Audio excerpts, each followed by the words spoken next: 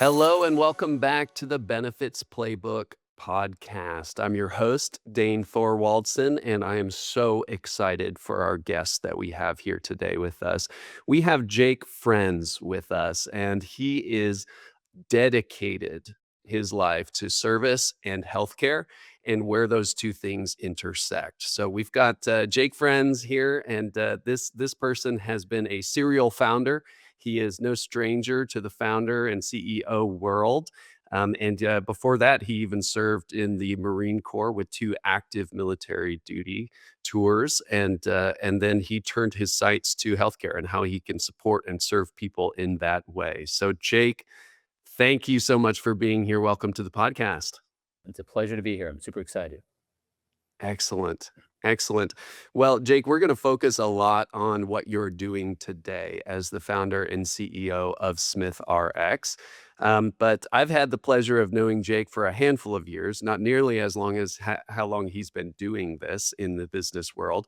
But funny enough, what's near and dear to me is Jake has also been integral in setting up the operations here at Collective Health, which is where I work. And so thank you again for your service there, Jake, in terms of setting up and the service to people in the healthcare space. So really appreciate what you're doing. And before we dive into SmithRx specifically and how you're addressing the pharmacy world, we've got all sorts of different listeners with this podcast. We have 3-decade veterans that have been in the benefits world, in the healthcare world, and fighting the good fight for a long, long time. We have people that are just starting out in the benefits world, and then we have listeners that are just trying to figure out their own personal benefits. So sometimes when we start talking about pharmacy, especially the word PBM, what does it mean? The pharmacy benefit manager, what is that?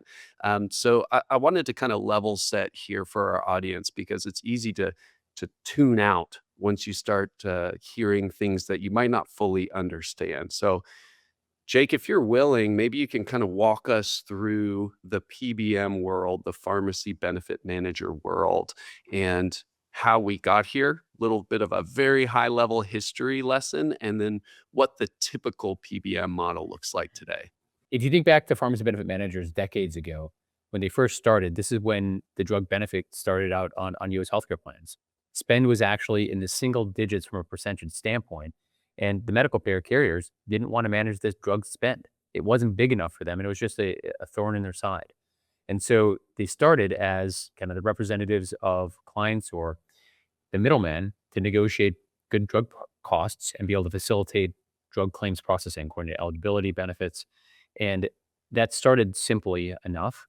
But then obviously the biotech drug ecosystem accelerated and started delivering amazing new therapies across the board. And that spend as a percentage of the healthcare spend went from the single digits to when I started Smith, 10 years ago, it was 15%. And now it's even 35 to 40% of the healthcare spend today. So we just see this acceleration of the importance of the drug as part of the healthcare benefit. And it has spiraled from there, like literally, and created this big black box, which I know is one of the mantras of collective health that you're trying to break. Exactly. And you mentioned climbing up to 35, 40%. I spent a lot of my career in the consulting world, and I had clients where it was over half. I couldn't believe my eyes when it reached the 50% mark. But I believe that's going to start being less unusual in the futures. No, no, Dan, I think that's okay. I think, 30, 40, 50% of the healthcare spend going to the drug benefit is okay if the outcomes that those drugs are providing are truly exceptional. And right now they are. And I think that this really acceleration from the hepatitis C cure to the HIV is a great case study, or even the immunologics and today, GLP-1s. So if we're getting better health outcomes because of the drug benefit and these new amazing drugs to market, I think that's okay. You hit the nail on the head. That's exactly right. So there is that threshold, right? And we have that conversation about GLP-1s. That's the top thing that everybody wants to talk about right now. We know they're expensive, but we know they're effective. And so there is that kind of threshold that you reach. And I imagine every drug probably has its own threshold. But you nailed it there, Jake. And I think that that's really important. Now, I want to understand a little bit about how the PBM world works. So if I go to the doctor and they say I need an MRI, I'm going to go to a facility, get an MRI. I understand how that works. The MRI, it has a cost, but then there's some different number where the provider's office submits, okay, this is what we think we should be reimbursed for this cost of the MRI. Then they settle on somewhere in the middle for a discount and they submit that claim to be paid. Now, that's not how it works in the pharmacy world. So can you explain a little bit about how the traditional PBM model works for a drug claim? So this traditional model, you coined it correctly, is where you have, the drug supply chain, retail pharmacies like CVS, Walgreens, independent pharmacies, mail order, and also specialty. And under this traditional model, there's a wholesale price, average wholesale price, high ticket number, and you get a discount off of that. And for generics today, that's 90% or even above in some cases. So take a step back. It's kind of funny to think about where else in life do you get 90% off of anything?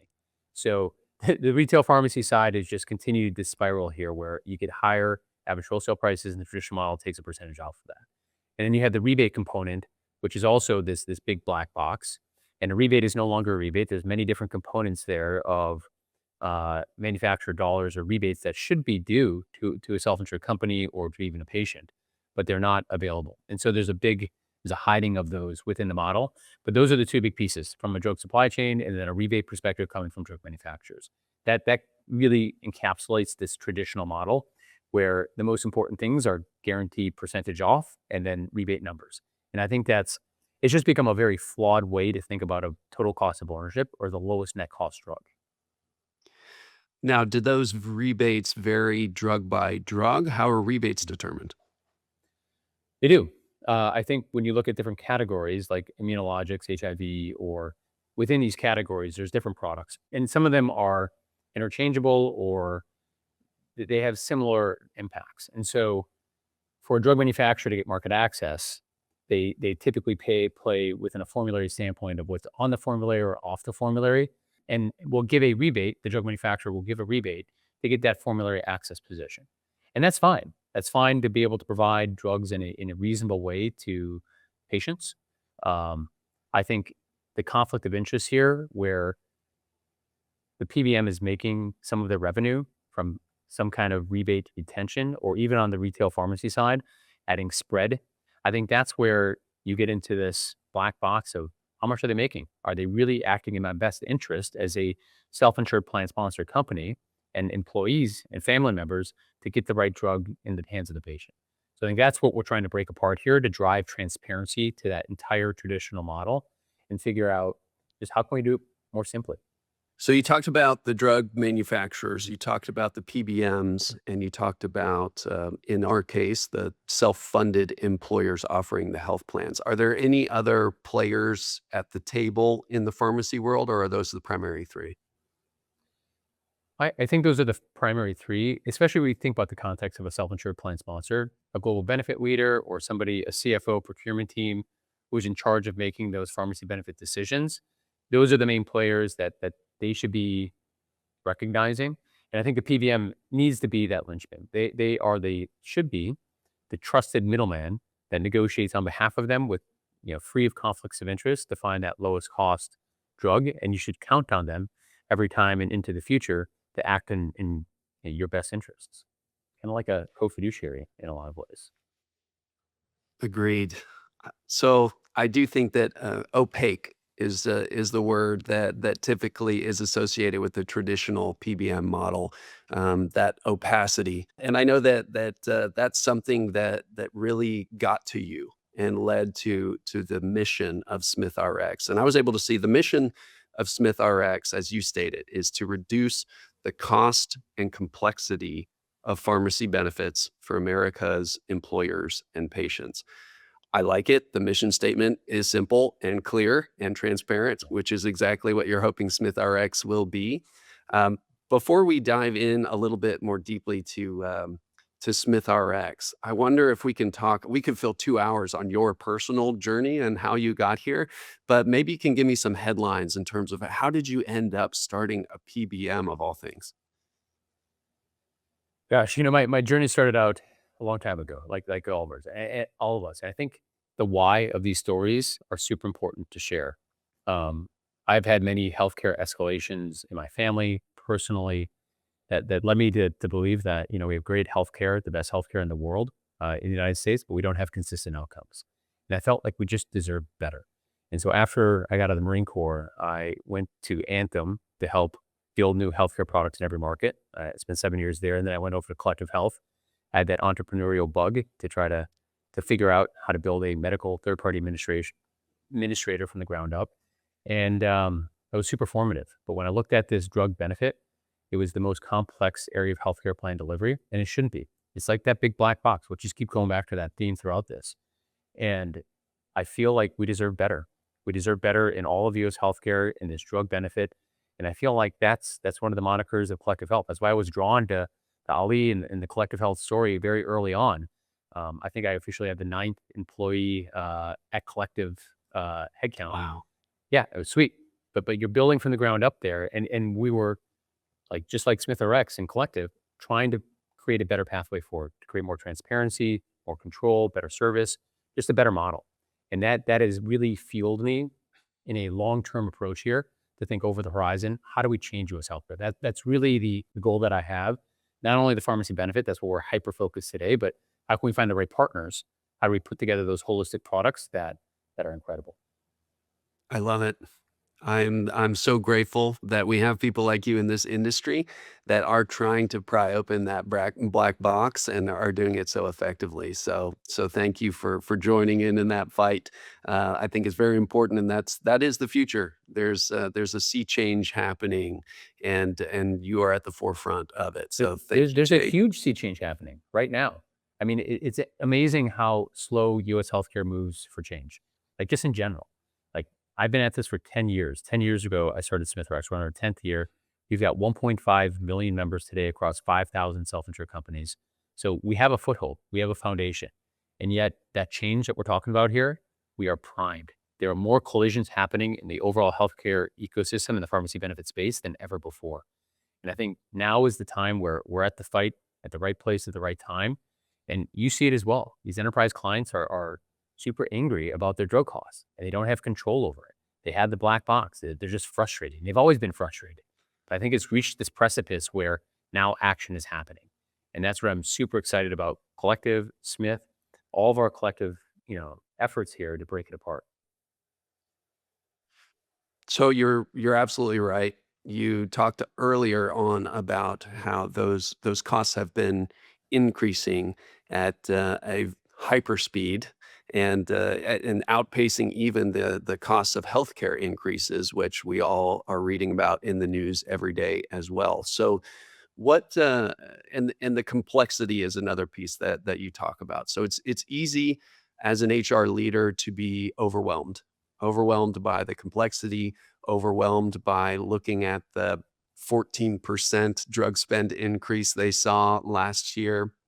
So what are maybe some common misunderstandings from an employer or a plan sponsor? And what alternative do they have to just feeling overwhelmed by the complexity and the rising costs? Yeah. I think they need to pull back. They need to break it down and make it as simple as possible. I don't think that you can hide from like a total cost of ownership, like a per member per month. And that's what I really try to educate and push benefit leaders or even CFO procurement people to do is take your cash out and divide it by the number of employees or members and get to a baseline number. And that's your trend. And you can do that on a quarterly, yearly basis. But I think getting a better understanding of what that total cost of ownership is upfront and then focusing on a few specific areas like immunologics around Humira, Stelara, biosimilars, or Rinvoq, Skyrizi, those types of immunologics. GLP-1s is obviously a hot button today with utilization increasing. But don't try to boil the ocean here. Just pull back, focus on what's simple. And this whole traditional model that we keep talking about, try to pull back from that. You can't effectively manage how much something costs when you're taking an average wholesale price, a high ticket number, taking 90% off of that. Like, try to understand that you could keep going around in the circle all day long. So pull away from that and look for that true transparency. So all that together, I think that's good place, and I'm happy to jump in wherever you think would be helpful. So as they're trying to pull back and understand what those true costs are on a per member, per month basis, um, sometimes we can focus in certain areas that might not deserve our focus. So what are some of the hurdles? I talk with clients sometimes that say, yes, I think I understand the transparent model. And I think at the end of the day that might be better for me, but I get a check for $350,000 every quarter from my PBM, and I like that. I use that to pay for my wellness fare. I use that to pay for my, pedometers that I send out to my employees. So, are there any other hurdles when you're talking about making that transition to the transparent model? Well, we've talked about the cost trend here and how the percentage of the healthcare spend going to the drug benefit is, 30, 40. You said even 50%. I totally agree with all that.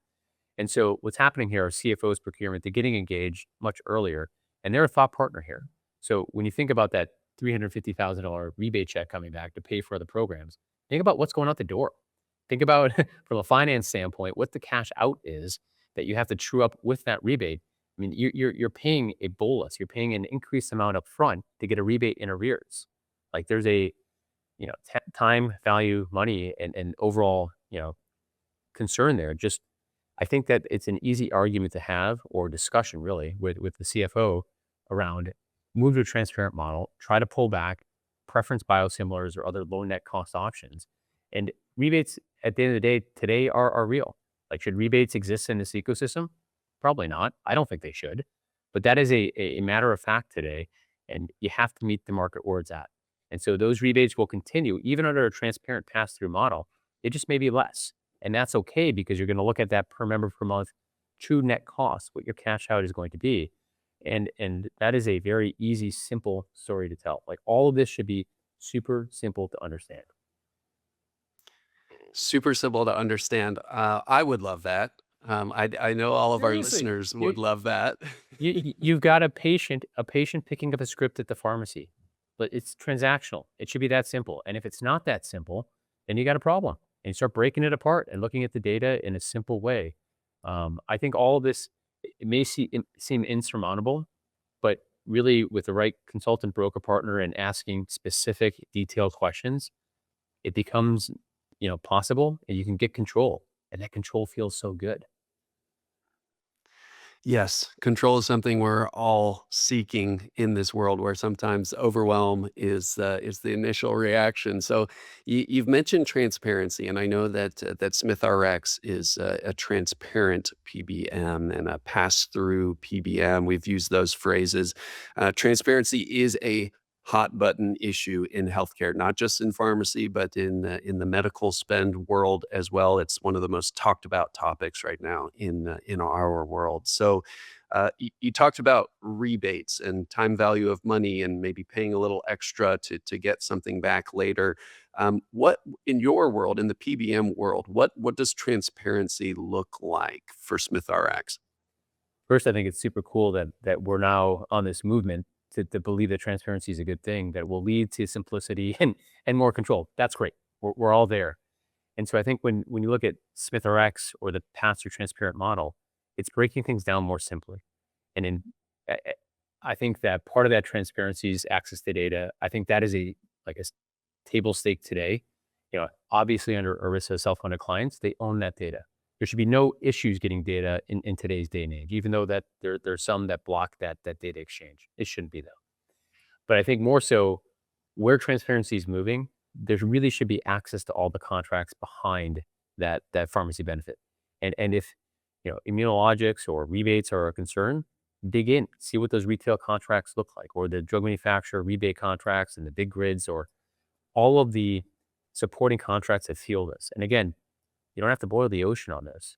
Look at your highest cost areas and dig in there and ask a few questions. Can I see the contracts? What's the rev share that the PBM is getting today? Can I see that? What's the conflict of interest? Are they utilizing their own specialty or mail order entity? And what is that rev share? And that can be fine in many cases, but you should know what everyone's getting paid on this. And is that pushing up the cost of the drug and the overall spend, or do you have control? So I think that control piece of this Cost savings is a part of it, but I think overall control, awareness of those contracts, and the position to build from, I think is most important here when you think about transparency. Transparency to me means control. Now I'm gonna ask you to potentially repeat some of those questions that you just asked. But in this podcast, a lot of folks tune in for tangible takeaways from the podcast, and for this world specific to PBMs, including maybe what some of what you just said. What questions should our employer plan sponsor listeners be asking a prospective PBM partner? So first, what's your total cash out? That, let's take your invoices and you can take your rebates out of that in arrears or just your total spend, divide it by your members' employees, you get to that per member per month. Start looking at the categories like immunologics or GLP-1s were your highest costs. I think even if you're fully insured or self-insured, you're going to have a top 25 drug list, costing drug list. Look at that. Where's that penetration there? And start peeling back the layers piece by piece to figure out where the dollars are going. I think that will give you a overall cost aperture or perspective that you can start to build from. Now figure out, you know, what is that revenue stream that the per member or the PBM is taking? So where are they making all the revenue? Do they own assets? And that's fine too, but you have to put that into consideration when you start seeing high cost areas. Should they be that high cost, or is there a conflict of interest that's driving utilization and a higher cost in those areas? Those are aspects that I think that are pretty simple takeaways. I think it's just figuring out all those little components, getting access to the data, and then figuring out where you want to go deeper and then pulling onto that rabbit hole. I think that it's frustrating and overwhelming to just boil the ocean and to go deep and then just splay. You've got to be super targeted and focused. And once you build that flat path, then you can measure these same things quarter over quarter, year over year. And it becomes a muscle memory. You can help educate those around you that this worked for me, can work for you too. So, what follow-up question should they ask if the answer is no, you can't actually have access to that, but enjoy your quarterly rebate refund? They have to partner with their consultant and broker on this. Consultant broker is their representative in these negotiations. Keep pushing them and asking, why can't I get this information? Even the big three pharmacy benefit managers, Express Scripts, CVS Caremark, and Optum are now moving to transparent, more open models. And so a lot of the data that I talked about, they'll even provide, ask for it, and then figure out from that consultant, you have a good one, if they can say, hey, we've been able to be successful over with another client to get down a path to get the data that we need. But I think that consultant broker becomes a very important piece to get the data. I'd also work with Collective Health or SmithRx or others in the ecosystem that are good actors. Ask them. This is all about knowledge. It's about education, what we started with in this podcast. And look for best practices across the board. Ask the same questions of a pass through transparent vendor. Your peers are a great, maybe the best source of information. I think that the benefit community is very, very tight. It's really this effervescent space where people love to share information that's super important and best practices. And even where people have been frustrated. So share your frustrations. If you can't get access to this data, you don't feel like you're getting a straight answer, go out on the blogs or ask your friend what they've done to encounter this, or if they've seen the same problems. I think with all that may seem like a lot, but it's just piece by piece. You're just moving very smoothly, thoughtfully down this path to get more information. And once you build that understanding and that baseline, it becomes power, it becomes, control item that you can then continue to add to that. And then you figure out if you have the right representation.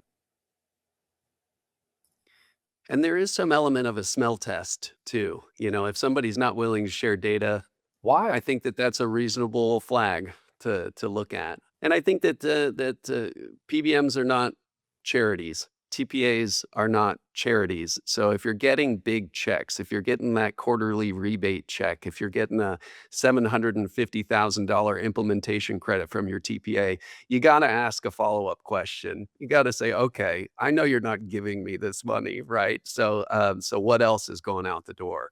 Yeah. That's my take.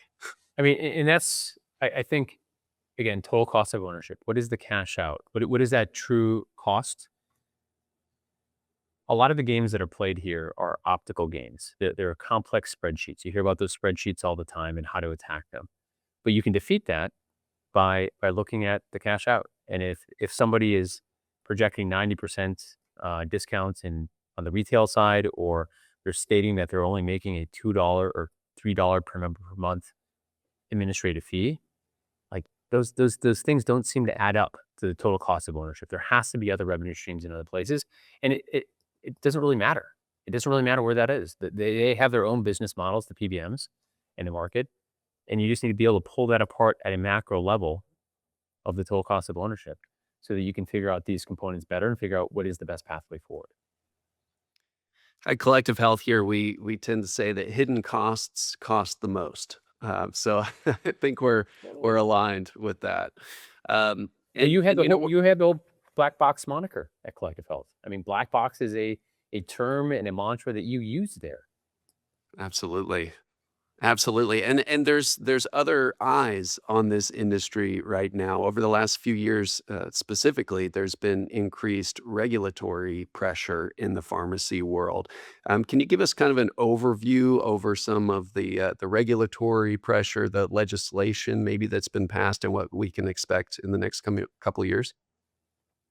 So from a legislation and rulemaking standpoint in the pharmacy benefit and drug ecosystem, fantastic. Like I invite all the scrutiny possible, all the eyes and all the attention. And I think it's totally warranted as we see drug cost spiral much faster increases than on the medical side. We need controls. And I'm just excited that people know what a pharmacy benefit manager is. And so on the Hill and the FTC, DOJ, state to state, states are getting control of this in a way that they never did before. 10 years ago, it wasn't an area of focus. Today, though, every state has controls and rules that they're making to try to get control of this. Are they all effective? Are they deployed, you know, thoughtfully? No, that's okay. But we're getting footholds here, and we're going to keep building from that. I haven't seen any legislation or action taken by government agencies right now to totally swing the pendulum and create massive change. I think it's empowering decision makers like global benefit leaders, CFOs, and others to make decisions. They're seeing a huge area of focus here, even the media and these conversations that we're having. People are getting more data and information, proof points that they got a bad deal and they need to move. And that to me is like the biggest like demonstration of change, is that you've got to see change shift moving with the enterprise companies out there that no longer believe that the big three PBMs are the IBM solution. So like all the legislation, all the rulemaking, it's having an impact. It's all together that we're going to change this kind of like US healthcare frame. If nothing else, it's forcing it to the forefront, and so you can't ignore it. I know that on the medical world, when HMO and PPO models started to take shape, it lulled us to sleep in a way. When you go to the doctor and you pay a $15 copay, you think that that visit costs $15 when no, in reality, somebody's charging $200 for that same visit on the back end, but you as the member are kind of lulled into sleep. And I think that the traditional model has maybe lulled us to sleep a bit, and we're waking up. We've woken up, yes. I don't want to be lulled back to sleep though in the next few years. That's what I'm very concerned about longer term here. I think if we, Collective Health, SmithRx, and other good actors here don't continue to push the envelope and make change, that this whole change evolution or movement that we've created will get papered back over. They'll get papered back over by those that are the behemoths that just don't want the business models to change. They want to stay in control.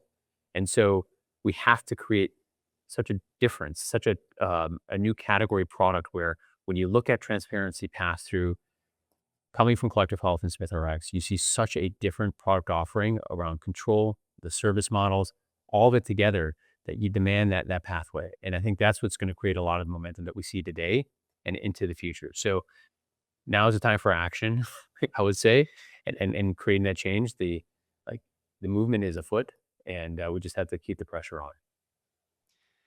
Jake, I have so much respect for you because you have mentioned, not only have you built a transparent pass through PBM, but you have mentioned on this podcast that the big three are now offering that transparent model as well. And I know that you are genuine and earnest in your desire to change the entire industry. I get asked questions about collective health to say, well, what if your competition, what if the other TPAs start climbing the transparency mountain and shouting from that mountain as well? And I say, absolutely. That's what we want. We want the 100%. entire industry to change. And then they get to choose what's the best PBM, what's the best TPA now that I'm not worried about these hidden costs. 100%. So I see the big three PBMs today putting out transparent pass-through models as success. We are moving the market, and it's not only us. I want to put all the credit on the global benefit leaders, those people who are making the decisions for the plans. They are the ones that are moving this market. We're creating just kind of a product and a pathway forward, but they're the ones that are the decision makers at the forefront of this, and they need to be kind of elevated into that position. But I think that where this is going to keep diverging, even with the transparent pass-through model, we're going to have to measure the success, measure the outcomes. Are these transparent pass-through models that are being put forward by the big three PBMs lower cost? Do they have a better drug mix? Are they preferencing biosimilars that truly cost, the lowest amount, or cash price GLP-1s, whatever the next evolution is? Or are they still misaligned from a business model standpoint where they make more money when the drug costs more, where they can retain more? Are they really disclosing all the sources of revenue or conflicts of interest? That's where they're not going to be able to get away from. Like, unless you want to pull that apart, and you know, a good a good acknowledgement or a proof point of that would be the Wall Street analysts say that, these big carriers that are publicly traded, now we have to adjust the revenue forecasts or EBITDA profitability margins. If we start seeing that, and those stocks take a hit because, we have to move because of transparency pass through and we're going to charge less, that is a mark of truth, I would say. And we don't have that right now. We in fact have the opposite. I think you're right. I see that on the TPA side as well. I'm starting to see an increase in network access fees from the networks, where it used to be cheap to access that network, and those costs are starting to climb. And I do believe that that is a result of seeing, okay, some of these revenue streams are going to start drying up, or we're going to have to start disclosing them. Jake, I could probably sit here for another 3 hours and geek out with you on kind of general broad trends, but I know that we should get a little bit more tactical again. So I'll bring us back down to earth a little bit Thank you. with our next question. But oh, I love this stuff. I love this stuff. So, but tactically speaking, for some of our listeners out here, a lot of times it seems like eh, a win-lose scenario because employers, yes, they want to reduce their pharmacy spend, but what they don't want to do is create barriers to care. They want their members to get the access to the prescriptions that they need. So how can employers balance both of those? So I think that service component here of patients getting exceptional service and feeling supported by their PBM is going to take the forefront. I actually think that will be more important than even cost in the future, because I think we're going to control costs. Cost is going to be like a function, and the PBM is a box, and you're going to be able to very clearly control that. So that what you exactly talked about here, that service component for patients being able to get down the right drug cost path, to get the right drug at the right time, that becomes most important. And I think now with the biosimilars, with cash price GLP-1s, a few of these categories where there are much better low cost options through our Cuban Cost Plus, through Amazon, just the right drug mix. That drug mix is going to become the most important piece in the future and the success of moving patients down that path. There shouldn't be friction here. There should be Mm. really a smooth path where somebody who's on high cost brand or special medications, they need those drugs to live. Like there's a a reason, and those drugs are exceptional, better today than ever before. So, but they've always had a challenge, I think, getting those drugs from the traditional supply chain. And so I think there's that better, more effervescent path guiding a patient down to our Cuban Cost Plus or to the right drug at the right time that is intact today and will become more effervescent in the future. So service. So drug mix, the service, I think that's hugely important, and I know that from where you sit, you get to work with some really good consultants and some really innovative employers and plan sponsors. So have you seen anything else in terms of cost management strategies where you're not trading off that member experience? All of the strategies from the best consultants and the most innovative global benefit leaders don't don't don't trade off. I mean, like there's pathways forward that are effective here that should not be a trade-off. If you move from one big three PBM to another, there's still a specialty pharmacy move from one specialty pharmacy to the other. I think that transition from one source of supply to another is pretty well ingrained in how we all operate with a pharmacy benefit or people's drugs, getting the right drug at the right time. So I think where this will move in the future, like these really innovative consultants and the innovative benefit leaders, they break it down to be simple. They focus on the areas of their highest spend or the biggest frustration points, and then they look for what is the small solution here that will move the needle, and then they're just additive, piece by piece by piece, and that's where I think the consultants, they have good roadmaps. They have a good idea of what best looks like, and then as a global benefit leader, they're behind trying to figure that out. You can't move everything at once. You can't make all the adjustments at once. Moving anything from a benefit perspective, healthcare benefit, is going to be challenging. I mean, there's going to be challenges associated with it, no matter how smooth it is. And so, piece by piece, getting that strategy put together and then starting to execute it, I think is super important. I just making a plug for finding that true PBM partner, something that's transparent, pass through, that you trust here through the process. That is the most important, I think, one of the most important aspects. I'd say the consultant is maybe more important there because they'll guide you through all the health benefit decisions. But beyond that, you need to have control, and I think you can only really get that with data and a transparent vendor. All right. So here's a scenario that I've found myself in actually as a benefits leader in the past, and I'm sure some of our listeners will as well.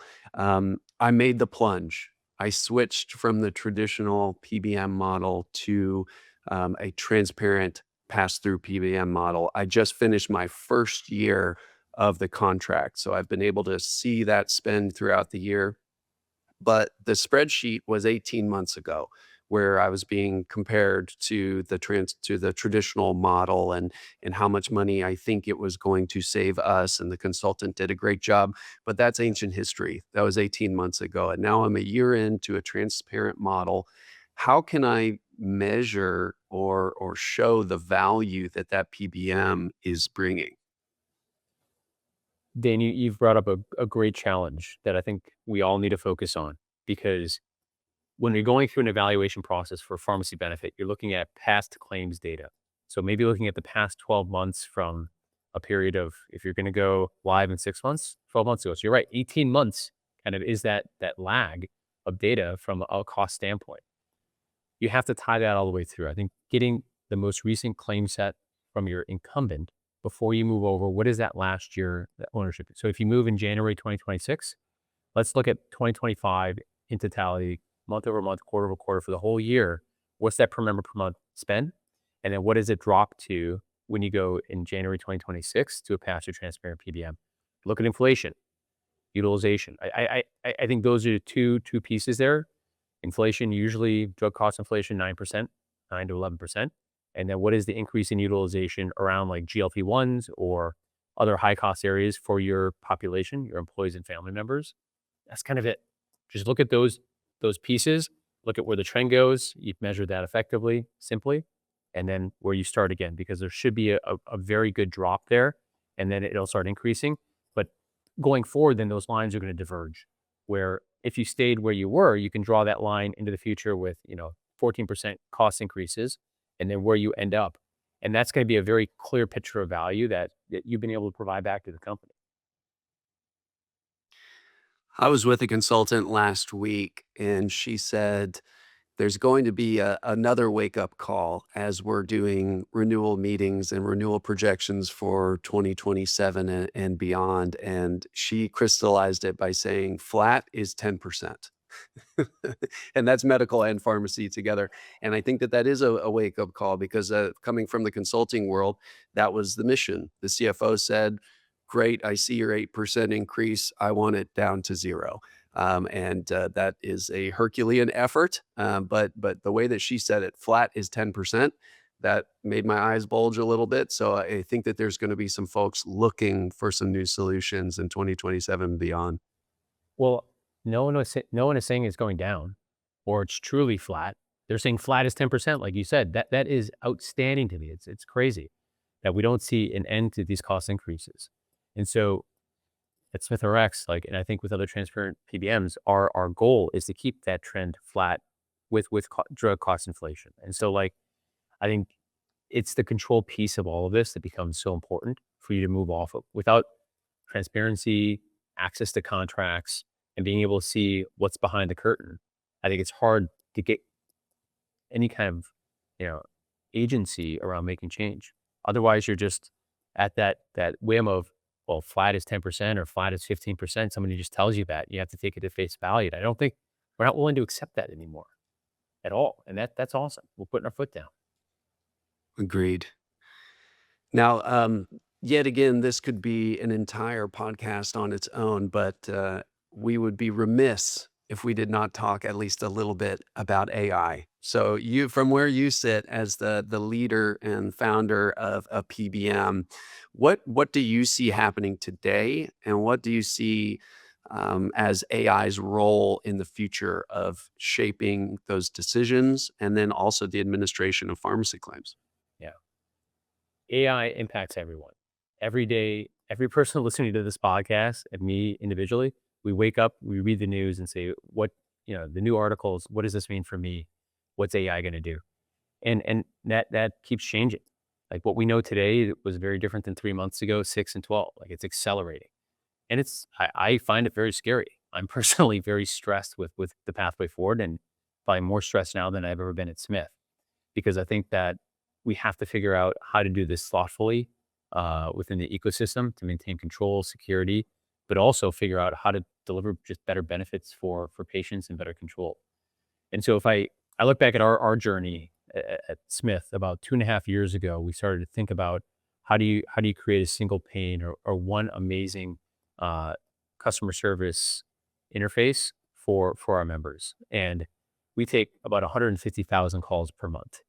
These are patients calling in, but they ask very similar questions. Is my drug covered? What's my prior authorization status? Where can I go get this drug? We have about 10 questions getting asked 90% of the time. And if you think about a plan under a company, that there's a lot of complexity there. And even with the family structure, you have the subscriber employee, all the family members, everyone is on a different member cost share journey. And so you can't just say, here's your member co-insurance because it could be wrong. And so I think that what I'm trying to paint here is that AI can be useful, but really effective data usage and deterministically pulling that data for that specific patient for that specific question is most important because your accuracy has to be 100%. And that's what we've done over the last 2.5 years and since the beginning of Smith is focus a lot on our data quality so that we can pull that data out of our databases deterministically, surface it in a way that's thoughtful. We wrap it with an LLM with AI, but then we will surface also why we think that that patient is calling. Have they had a denied claim in the last week? Do they have an open case, a prior authorization, or any other aspects of the plan that get flagged? And those all get put in cards for our service agent to then be able to respond more effectively with patients.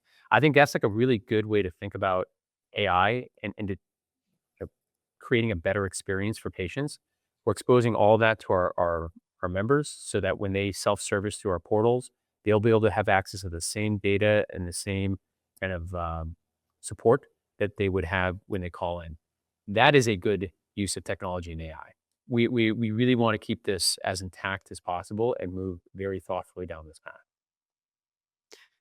One thing that you said is that it has to be 100% correct. And that sounds simple, doesn't it, Jake? It's It sounds simple, but, I was actually speaking with Ali, our CEO and founder of Collective Health recently, and he was saying with a lot of the new legislation, I'm sure you're familiar with MRFs, the machine readable files, and another kind of effort on the medical side for Totally. more transparency, and what we're seeing, though, is that the claims submitted in addition to those MRFs, we're looking at the correctness percentage somewhere in the 70s, and that's not 100%.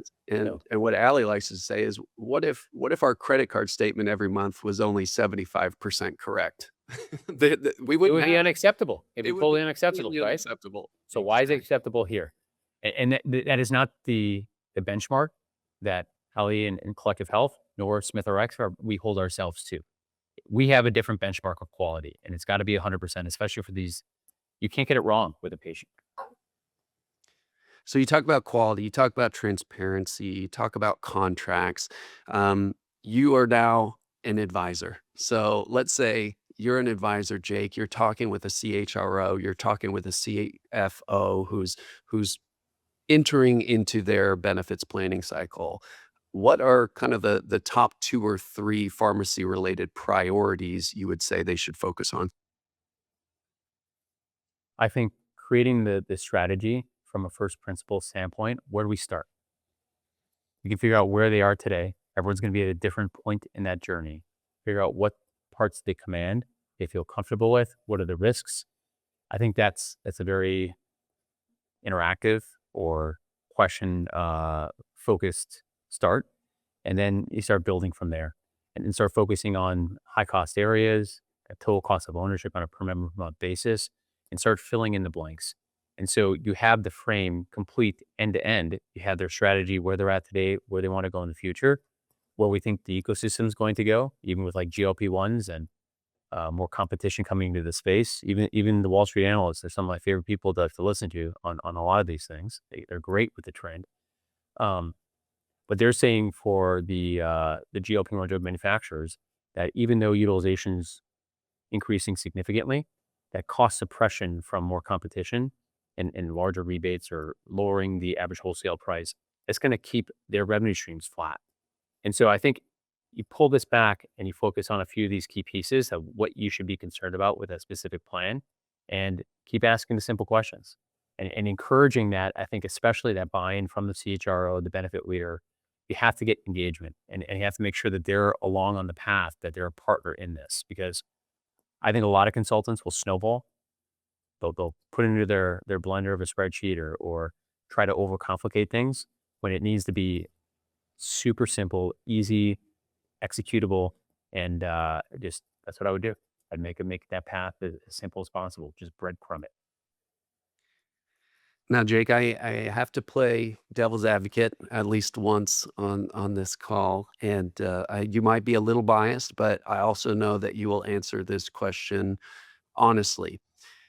Is there any scenario for an employer where the traditional model still makes sense? I think it goes back to where that employer is at and on their journey. I think that if you're very early and you're getting command of all these data inputs and total cost of ownership and per member per month, that easy button still can be that traditional model. And I would not fault somebody for taking that path. I think that they should, in that evolution, have extend and aspire to get to a better place in the future, where they can make a better decision in 3 more years. But I think a failure point would be you take that easy button, what's whatever they can handle. Maybe their HR team is handling an HRIS system integration and a lot of other big work this year, and they just can't deal with this. That's fine. That's totally reasonable and real. But in 3 years, make sure that you have the time and bandwidth and you put enough time and effort in across the way to understand this from a first principles or just simple way that you can make a better decision next time. I think that would be the failure point is in 3 years, you're still making that easy button solution because they haven't been able to focus enough time on understanding it. I think that's a very thoughtful way to answer that, Jake, and we find that as well with our client base and prospective clients. It's a spectrum, it's a continuum on where they are in their benefits journey, and somewhere on this side, it's well, we're just trying to pick the right network that has the best medical discounts for our population, and then maybe we can start playing with the copays and the plan designs and the co-insurance, and so it's a continuum, and then over here, you've got folks that are doing best in class carve outs. They're doing direct contracts. They're doing advanced primary care. They're doing a transparent PBM. They're focused on fraud, waste, and abuse. But it's a continuum, and so I'm glad to know that you are there to meet those employers wherever they are in that journey. Last question here, Jake. Looking toward the future, what's one assumption that plan sponsors and employers make about pharmacy benefits that you would like every plan sponsor to challenge? I think the challenge going forward, the drug mix piece of this, I think the biosimilars gave us a great like baseline proof point around lower cost specialty products for Humira and Solara. That's been hugely successful. Even the big three PBMs have their biosimilar strategy intact today. But I think that those pathways, the drug mix, are going to continue into the future, and I think that that's where I want everyone to keep pushing to ask what's coming next. Like, how will my position continue to evolve here? The pathways open up where I can find lower cost drugs and my patients can get the drugs they need at the right time. I think that's something that I think the collisions here and the pace of change in the drug ecosystem, there's going to be more and more opportunities to create the biosimilar type of a pathway or market even cost plus direct contracts, whatever it may be. And let's be open to that because I think that is true innovation. Agreed. So it sounds like there's solutions out there, and I think an easy assumption is, well, costs are going up. There's nothing I can do about it, and I think that we are both challenging that assumption that you're not helpless out there. There are solutions. There are strategies. You can work with your consultant. You can work with your PBM. You can work with your TPA. So hopefully, there's a glimmer of hope here at the end of our podcast It's in a not a world of glimmer. rising cost. Dane, it's not a glimmer. Dane, this is Yes. real. It's happening now. The movement has been created and we are making massive change. We should all be optimistic about changing US healthcare and creating just better benefits for our employees and their family members. That's why we're doing all this to help people. And I think that that's happening. Let's be blinded by hope. Yeah, this is fantastic. This has been Always. so great, Jake. I said that was the last question, but this is really the last question. How can people reach you if they want to connect with you, if they want to learn more about SmithRx? Uh, Talk with your consultant and broker. Tell them that you want SmithRx on your RFPs. We're happy to participate. Also, just reach out directly. We have just a sales@smithRx.com, sales@smithRx.com email address. You're welcome to email me. My email is jake.frenz, FRENZ, @smithRx.com. And we'd love to have the conversation. We'd love to open that campaign of conversations to help give you the foundation, even if you don't choose SmithRx, but it'll help give you that wherewithal and a better pathway forward. So we're pumped about it. Well, Jake, I knew this would be great, and you did not disappoint. We can talk about high level trends. We can talk about what's exciting, at least to us benefits nerds, and then we can talk about what's tactical and what people can actually be doing to address these Yeah. things. So, thank you so much for joining us today, Jake, and thank you for the fight that you are fighting in this world and the hope that you're bringing all of us. Awesome. Thank you, Dane. Collective Health. You're on the right side of the fight too. Appreciate it. Thank you so much.